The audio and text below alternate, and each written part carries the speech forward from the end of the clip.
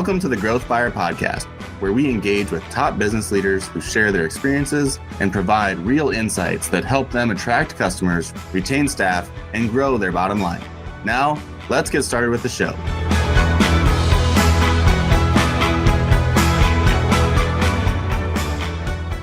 Hello, my name is Kevin Horrigan, and I'm the co-host of the show, where I feature inspiring business leaders from various backgrounds and industries who are willing to share their stories and insights.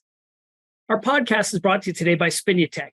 Spinutech is a digital advertising agency with over 160 team members, helping their clients attract new customers, retain and grow existing clients, and ultimately lead to their clients' higher revenues and client satisfaction. Spinutech, thank you so much for your sponsorship today. Our guest today is a new best friend of mine named Matt Connor. Matt is the founder and CEO of CyberLynx, an IT and cybersecurity service provider that protects companies from hackers and cyber threats while reducing challenges and accelerating those businesses for growth. Prior to that, Matt was a human intelligence officer for the United States Army. Matt is also a fellow podcast host. He has a podcast called the Cyber Business Podcast. Matt, welcome to the Growth Fire Podcast. Thanks for having me on. Yeah, Matt, so I'm super excited for you to tell our audience a little bit more about yourself, maybe where you grew up, where you went to school, maybe what you studied in school, when you're a youngster, what you thought you might do when you grew up, and then maybe a little progression as to who you are today. Yeah, sure. So I grew up outside of Pittsburgh, Pennsylvania, in a little town called Greensburg. And I started, my dad designed electronic circuit boards. And so he started his own business before I was born. And he brought home this computer that did nothing, just came with a manual, an old IBM 8088. The manual was just how to program BASIC. And so I was maybe 11, 12 at the time. Opened up the manual, started going at it. Turns out I was, pretty good at it. I enjoyed it. So by the time I was 13, I'd spent my nights and weekends programming professionally for first my dad's company, then a bunch of their client companies. And so that's just what I did. So I got used to staying up all, working ridiculous hours, which served me well for a long time. But then I joined the Army fresh out of high school. I always knew I wanted to kind of serve my country and just have that as a thing. So I joined the Army. I was reading all these books about Rangers in Vietnam, and I was like, I want to be an airborne Ranger. I took a bunch of tests, and they're like, we are not letting you be an airborne Ranger. You get to be intel. I was like, Ranger. So they won that fight. And I went intel, and I'm glad they did win the fight. But it was really cool because I got to learn Mandarin Chinese and Spanish at the Defense Language Institute in Monterey, California, which was great. So I spent about 3 years all total out there. Did some really cool stuff in the intel world, and I got to use my IT kind of computer science background with intel. Can't talk too much about it, but it was a lot of fun. We did a lot of great stuff, and then I got out and started my own company. So, So it was great. I mean, the Army was fantastic. I got to, they have this program with the University of Maryland where when I finally, so I did a lot of time in the Army in very kind of intense combat ready groups like the 82nd Airborne. And right. There's no time for anything but being ready to go and do what you need to do. But then they sent me out to Tokyo after I'd learned Mandarin Chinese, and I had 3 years out there. And this was just before September 11th. And so for a little while there, I got to, actually do some college while, in the military. So I knocked out all 4 years in just 2 years because I was like, I'm never going to have this opportunity again while working full time. And that's where that early childhood staying up all night working really came in handy because I did not sleep those 2 years. I'm not sure how it works now because now if I'm if I stay up past 9 o'clock, I'm like, I'm so tired. Right. So in any event, that's a little bit about me. That's where we came from. It's a great story. So Matt, you talked about, you wanted to be a paratrooper, but in your early days on, they're like, nah, you're not going to be a paratrooper. Was that assessment test they were doing? Was it physical tests? Was it mental tests? Can you talk a little bit about how you were being assessed and how they took what you thought you were passionate about, but maybe redirected you? Because obviously you say the byproduct of that, you're glad they did, but what was the process of how they were assessing you and what was your responses to all of that? Yeah, the compromise was they allowed me to be airborne intel. So they're like, you can be airborne, just not a ranger. You're not going to get to do that. And I probably could have at a later time, kind of diverged and gotten ranger as a thing and been intel for rangers. But going in, you can't do that. And that just kind of wasn't my path. But what they do is they do these, the defense language aptitude battery test, the DLAB, where they basically teach you this made up language. And they're like, how quickly do you catch on to this? So you take this test and can you figure out what we're trying to do with this, basically garbly-gook? And, it's just a lot of logic and language stuff. And I guess with the programming, and I'd already always taken foreign languages in school. So it kind of, just worked. And so that was really you also take the ASVAB, which is like the basic, this is your, you got to score a certain level, right? In order to get into the military. Although they may have changed that. Yeah. I think just because recruiting is pretty tough these days, I hear. So I think they've lowered it considerably. But yeah, that's what that was. So I've got an off the wall question for you. So you say in high school and in college and in the military, you were an avid student of foreign languages. Is there any correlation to studying foreign languages and learning software development languages? I think so. I just because it's very similar. I mean, the computer language it's just another language. Right. You're just learning to be very, very specific with your speech when it comes to a computer language and really kind of your written speech, right? Right. And actually the interesting part is that bleeds over very nicely into, so I did interrogation there for, while I was in the military. And it bleeds over really nicely in that you need to ask very specific, accurate questions and pay close attention to what you're saying and how you're saying it, right, in order to get that across. Because people are generally really poor at asking questions, or at least asking the right question, right, to get the right answer. People can ask questions all day, but having a very targeted, direct question and getting that answered, that we tend to be pretty bad at that. But so yeah. So we talked about high school straight into the military, and then leaving the military, you said you started to go into business. Can you talk about the transition, about what the foundation of what the Army brought to you, and then the vision of what you had going out of it?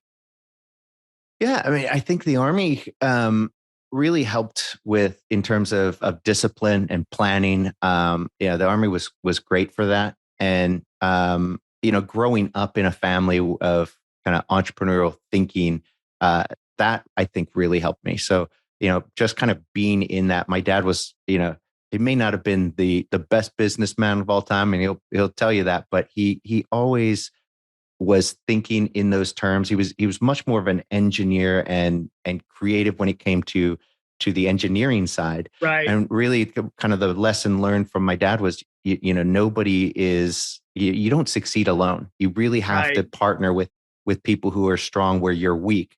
And the military kind of teaches you that. It's funny because when you grow up, you don't learn that. The American way is all about this self-made person, right? And you hear that, and you got to do it. This person did it on their own. They created these billion-dollar companies on their own. They sat down one day and they came up with the idea, and then they made this billion-dollar company all by. No, they didn't. That's never happened in the history of time. We've never ever done anything alone, and nobody succeeds alone. And that was a big lesson that I've had to keep kind of reiterating and learning. And I think it's so important when it comes to business growth, development, is that you can't do it alone. You got to have the right people. And that's not just some, kind of hype or BS. Right. 100% true. It's not a quote out of the last 15,000 business books you read, right? Mm-hmm, exactly. It's funny, Matt, as you share that story, I could think about my early entrepreneurship. My first business partner never graduated high school. But my mother's a PhD, very well educated. My father's a CPA, very well educated. They knew him, and they said he's a genius, but never graduated high school. And he was amazing as a visionary as to what a business could become. And he was amazingly courageous and passionate and determined to go after what his vision was. The challenge is he never validated if his vision was going to work or not. He was just passionate in his own mind it would, and he was tenacious, and he was a scrapper, and he would go after it, and he would surround himself with yes men. the quote, yes men, right? Let's call it yes people. He surrounded himself with peers who he paid to be on his leadership team. He could create a vision. He could raise money. He brought his peers around him. And unfortunately, he didn't have the right people around him because some of his ideas either never deserved funding or some of his ideas were never successful because the idea was great. The capital was behind him, but the people around him were not the right people. And I think, great nugget that you shared there. Your father was great at these concepts to come up with a business, but he needed a leadership team to surround him for some of the skill set that this great business idea had. And I think it's a nugget to take away as we all are considering how we're growing. Where are we in helping a company be able to grow or help ourselves grow? Where do we fit on that proverbial seat on the bus? And do we make sure we have the right people on the bus? And again, we have 15,000 business books that talk about all these things. But I think when you can correlate the experiences of success and or failure or mediocrity, where you can see that perhaps not having the right people in that time, when you're young, like you said, you don't realize those things. You read them in a book, but you can't tangibly understand what they are. When you've been successful or even, failing isn't, there is no such thing as failure. It's just a learning lesson, right? And That's so, right. I think in my former partner, my learning lesson is making sure that ideas are tested, they're validated outside your four walls. You're always going to convince yourself of you've got something solid. You need others out there to help validate and vet it. And you still can be tenacious. You can still never give up, but make sure you're going after the right thing and not just something you've only proved to yourself. 100%. No, couldn't agree more. And I think you're right. We read it in books, but it just doesn't strike the same chord. You don't want to learn all the lessons the hard way either. And that was kind of my thing. Is like I learned so much in books, so much in school, in business school, and I'm like, but then I go and I don't really implement the lesson until I learn it the hard way, and I'm like, right. But I knew that, but Yes. I didn't really know it. Yes, I knew it, but I consciously. But it wasn't something that I really owned and could implement until I learned it the hard and expensive way, which is not the best way to learn. But no, I said my best educator, unfortunately, has been the school of hard knocks, and that's not where you want to learn. But I'll transition that. I think that maybe I'll transition that. So, as the school of hard knocks has taught you a lot, taught myself a lot, sounds like taught your father a lot, things of that nature. Have you leveraged any peer groups to be able to learn through others' interactions? Yeah, in fact, interesting. You should mention that. So I have, and it was actually through a peer group where I met a couple of really great peers who have been inspiring. They're great to share lessons learned. Bounce ideas off of. It's been great. And that hasn't happened until, that's really been over the last year. But it really did kind of inspire a lot with me. For the longest time, honestly, for about 10 years, I had a kind of a lifestyle business. It was very nice and comfortable. And it's like, this is nice. Not going to lie. I don't have to work too hard to make everything, work really well and comfortable. And that kind of went, I think it kind of spun off from going through a divorce, and then you get a little older and you're questioning, why did I work so hard for all these things? Then you're like, oh, let me just play it. So for the longest time, I just kind of coasted, and then I met some people who were from this peer group, and they were just kind of inspirational in that you don't have to kill yourself, but there's just, it's something about the energy. Like I've always loved college campuses. And I say this because we just took my daughter to orientation for college. And so she starts in the fall, also at University of Maryland. So very happy about that because that's where I went with the Army. In any event, I've always loved college campus because the energy there is so, it's palpable. You just feel it when you get on the campus. There's so much, just great energy. And I think that's what I was missing for the longest time, was being around that. For me, I'm a people person.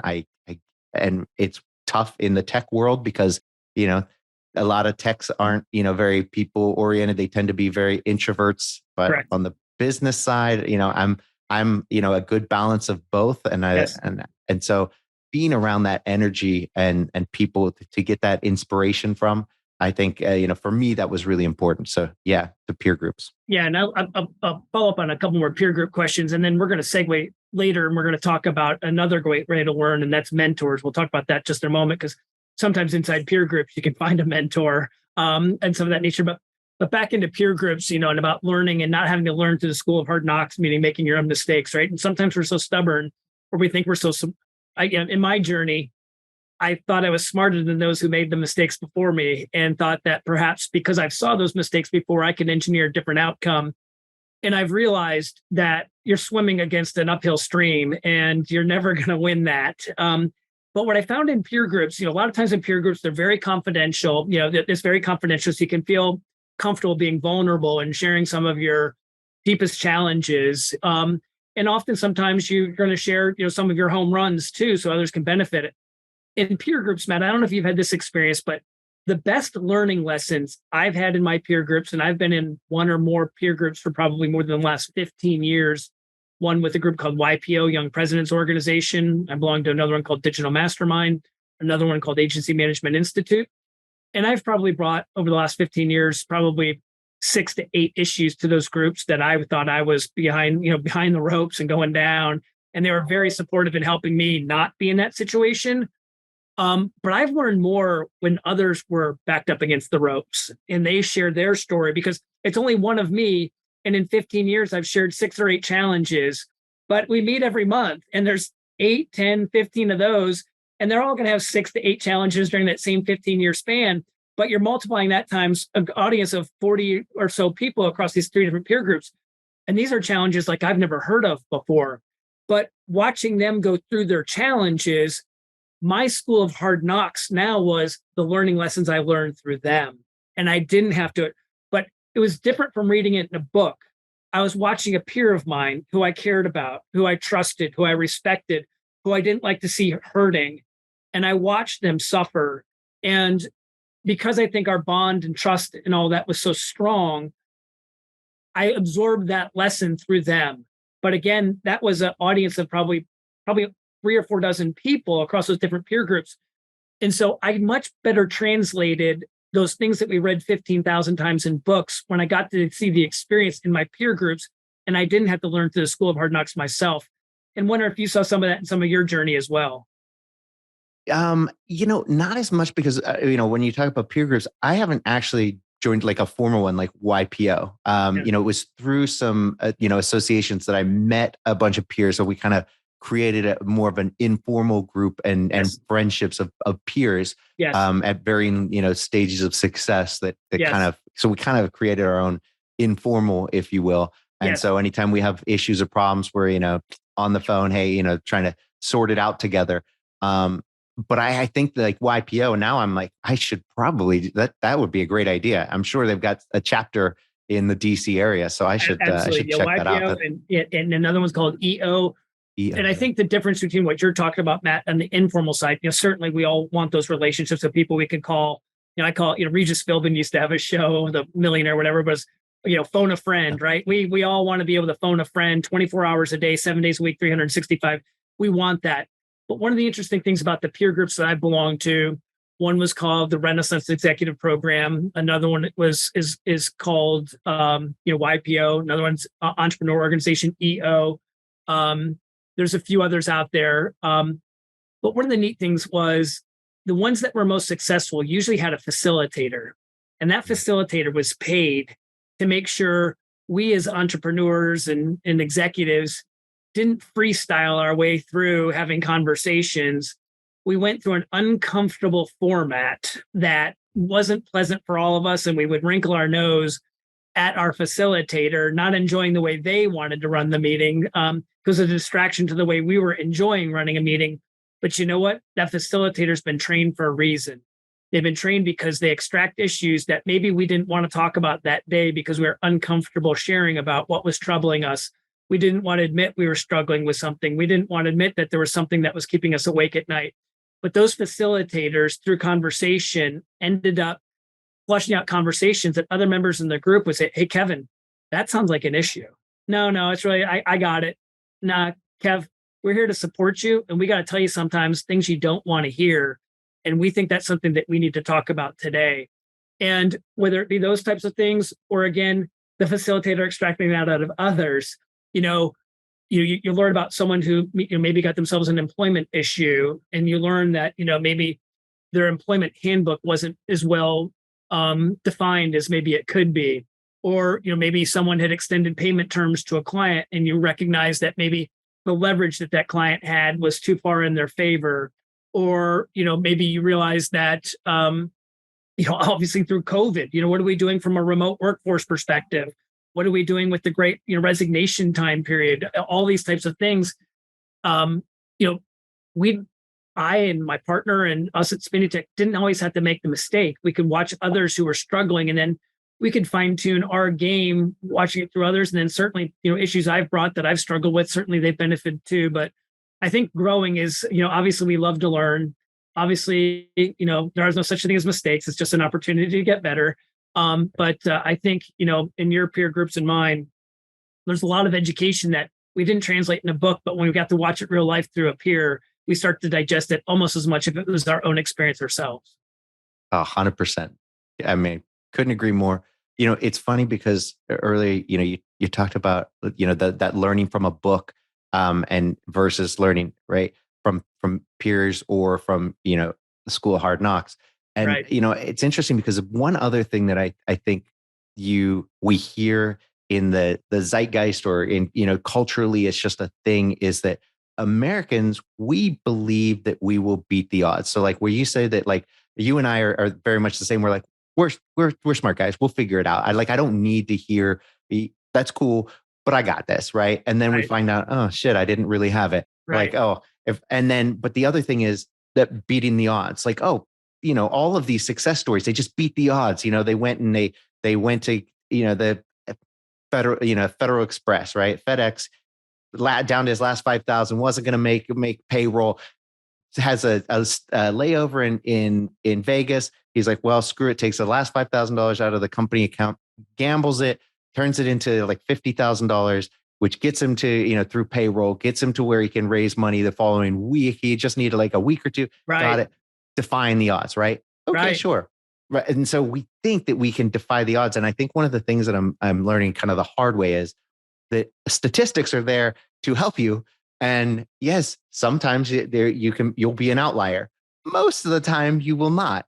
And so not to be all just kind of mathematical about it, but just accepting reality instead of, having like this reality distortion, field where you think that, oh, it doesn't apply to me. It doesn't apply to me. Maybe like your buddy who thought it doesn't apply to me. I'll make it work. I get that it sounds stupid to you, but how many great ideas sounded stupid to other people? Well, that's true. But your idea is actually stupid. Right. And so being able to see that and see the odds and kind of put all that together, I think, there's these lessons that we are taught innately growing up in our culture that, some people get scared and they don't do it. And maybe it's just an entrepreneur thing where we're like, yeah, I'll take the risk. I can do this. Right. And we can. And it's that belief in ourselves that you need in order to take those risks and do it.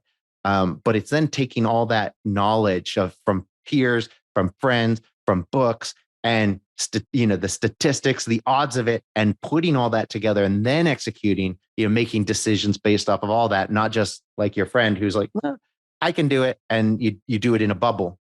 If it's not attached to reality, the odds of it working are not good.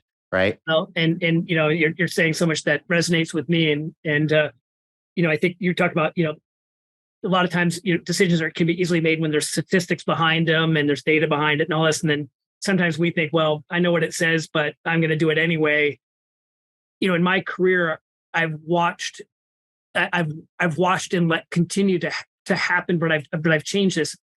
We talked about, you wanted to go in the Army and you had a vision, but they said, now you're going to go over here. They assessed you and they said that we think you're better off here.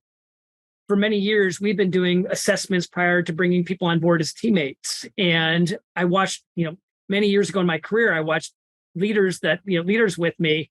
We would go through these assessment tests and they'd find a candidate that they fell in love with. But on paper, the assessment didn't look as good as what we thought the interviews went. And we say, well, I can coach around that. I can work around that. I can train them on all this. I will tell you, Matt, for every one of those times, I agreed with the leader that we could take the risk and do against the grain of what the assessment said, we failed. We never once were able to train around, work around, or make better what the profile tests of what the data and statistics, as you just mentioned, said. And I think as you're growing, part of growth and part of what Growth Fire is not only your personal growth, but it's your team's growth, it's your company's growth. And I think part of the message that you and I are in our journey are both talking about today is don't try to out engineer the data trends and the statistics. Roll with that tide. Try to figure out what your position is in that tide. But swimming up tide is rarely going to be successful. You tire out. And leverage those data points. Use them. They're there for a reason. That statistical data there is to be your friend, not your enemy. And sometimes when we don't like what it says, we decide we're smarter, faster, more tenacious than what the data says. And I know in our own hiring journey, we have never once been able to execute the outcome that we convinced ourselves we could. I love that. I mean, and then when you talk about the odds, and I think what really kind of hit home for me was Vegas, right? The house has such a small, statistical advantage, and it built Las Vegas. Right. I mean, right. Come on. Right. That's there. The proof's in the pudding. I don't need to go and gamble and be like, and try to beat those odds. The house is winning. The house is crushing. I'd much rather be the house. And if you think of your business as the house, play the odds. If it's 52% in your favor, go for it. If it's 49, don't do it. It's just that easy. Don't try to scale it. If it's a one-off, fine. You want to take a shot, take a shot. But you can't scale a shot in the dark. That's a great analogy. You want to engineer your business to be the house, right? Yeah. And take a couple one-off risks, but the most time you're going to go with the one that's pretty much going to usually win. That's a great analogy.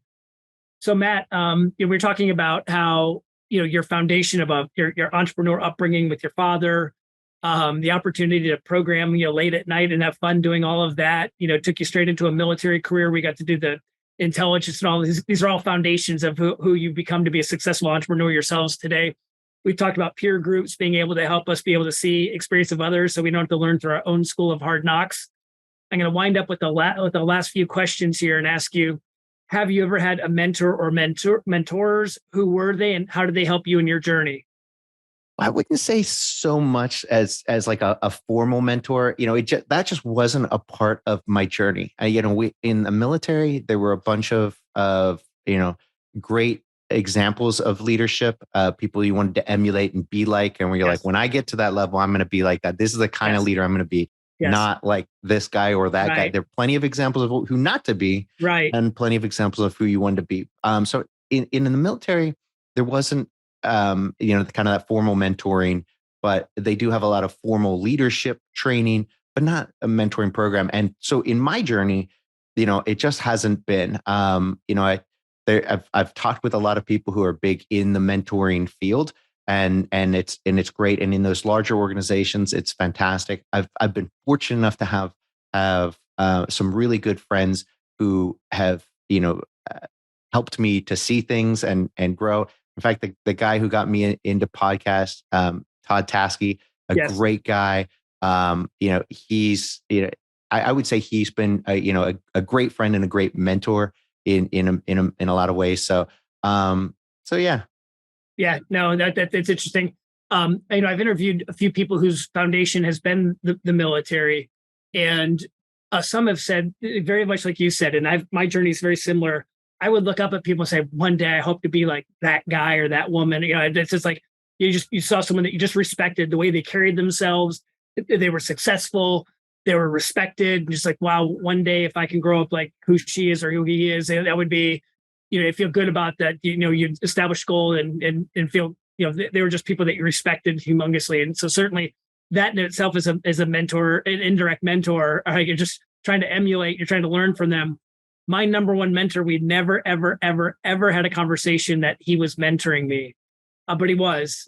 And at some point during our long journey we've had together, he referred to me as Grasshopper, like that old movie. And so, Grasshopper. And so he said it just like that. So we had something, he was telling me some stories like, that's my Grasshopper. And so that was like the unspoken way that he's mentoring me. But, it'd been 5 years in a row we've been having conversations like that. But he used the grasshopper phrase as an indirect way to talk about mentoring. But he was he was a guy that I just knew the first time I ever met him. I was just, was respectful of who he was and how he carried himself and the company that he had built. And he shared one of the most famous phrases I've ever learned. And I didn't know it at the time, but this is what I was doing with him. He said, Kevin, remember, there's an old saying, you are who you hang with. I probably knew him for 2 years before he ever shared that with me. But every moment I could hang with him, I was trying. And when he shared that with me, he was sharing it with me because we both had run across, I'll call a bad apple. And we both were connected to a bad apple that we didn't know was bad apple until an event happened. And he called me one day and said, listen, what we just went through, good thing we got out when we got out, because we were around, a bad person. And that's when he said, remember, you are who you hang with. Be careful who you do. And he was really warning me to make sure you're around good people. And it was a great lesson. But I didn't realize at the time, hanging with him was who I was becoming. And so, great lesson. You are who you hang with. And then I heard later, as I was raising children, show me their friends and I'll show you their future. And, I think part of growth too is surrounding yourself with people who can make you better. And that's what mentors can do. That's what peer groups can do. And that can help ignite your growth fire. Nice. Well said. Matt, last question for you. Yeah. Where do you gain beside of peer groups and reading and all these things, where do you get inspired by? Honestly, I'll tell you, lately it has been my podcast guests. I mean, yeah. we've had just great guests on. You were one. And honestly, when I first started doing the podcast, I didn't think it was going to be something that I really enjoyed nearly as much. And now, pardon me. Yeah. Now it's honestly one of my favorite parts of the week. Really? I've met some great people. We just had the founder of MapQuest on last week. Wow. His episode will drop next week. Great guy. I mean, speaking of mentors, we also had I don't know if you know Scott Jeffrey Miller. I've heard of it. Yeah. Great guy. He's got a huge podcast, huge following. He's with the Franklin Covey Institute. Does a lot of their stuff. Is being a prolific author. But both great guys. Right. So those are inspiring for me. Getting to talk with people like you, people like them, and then just having these new perspectives, these new connections. For me, that's really been really inspiring for me. Yeah, I'm glad you share that too, because early in my podcast journey, every one of these is so enjoyable and you learn so much, and it is another area of inspiration for me too. And I'm a voracious, I have a voracious appetite for continuing to learn. But just talking with people, I read so much, I listen to so much, but sometimes we're reading and listening so much, we're not having communication. And this podcast has been a substitute for 45 minutes at a time where maybe I would have spent reading or listening, and I had an opportunity to have dialogue that was a little fresher and more reactionary. It's been such an enjoyable way to grow as well. Well said. We've been talking with Matt Connor, the CEO of CyberLynx. Matt, thank you so much for joining us today. If people want to get in touch with you after they hear this podcast, what's the best way for them to do so? Well, thanks for having me, Kevin. And they can reach us. You can find me on LinkedIn, very easy, or cyberlynx.com. That's cyberlynx.com. You can email me, Matt, MATT, at cyberlynx.com. But yeah, those are great ways. Matt, thank you so much. We really appreciate your time today, and we wish you great luck on your journey. Thanks, Kevin. Thank you. Thanks for listening to the Growth Fire podcast. We'll see you again next time, and be sure to click subscribe to get future episodes.